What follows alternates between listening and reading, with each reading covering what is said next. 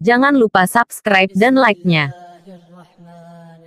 Penyelenggara umroh kembali mendapat tekanan dengan adanya penutupan kunjungan warga yang berasal dari 20 negara, termasuk Indonesia. Dampak lainnya kepada para jamaah. Calon jamaah yang berencana akan berangkat mulai tanggal 4 Februari hari ini, maka harus menjadwalkan ulang keberangkatannya. Padahal, sektor ini baru akan bangkit setelah Januari lalu mendapat izin kembali beraktivitas umroh.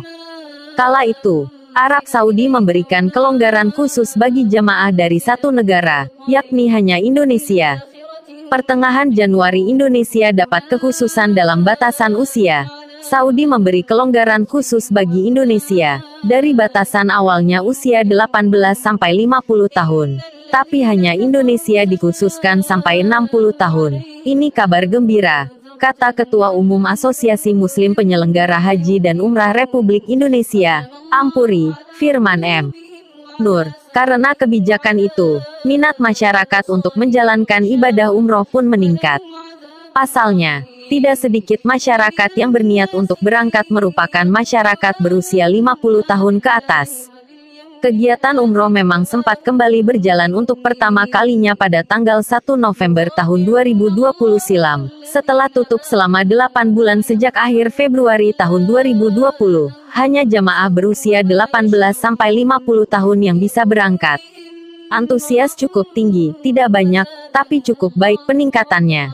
Pada November-Desember nggak lebih dari 1.000 yang berangkat, tapi Januari 2.000 yang berangkat, itu kan meningkat double bahkan triple, sebut Firman.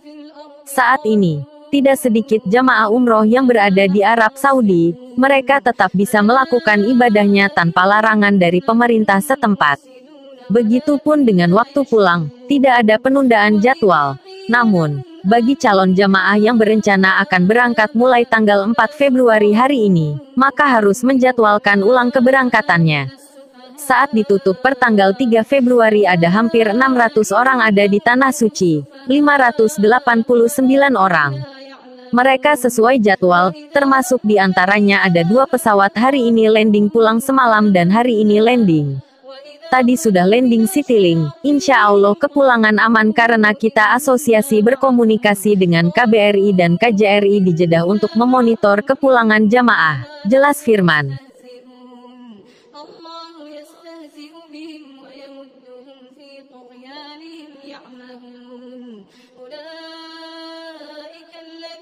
Jamaah umroh yang berada di Tanah Suci tertahan akibat peraturan pemerintah Saudi atas larangan 20 negara berkunjung ke Tanah Suci. Sekitar 500 jamaah umrah berada di terminal Bas Mekah dan Madinah.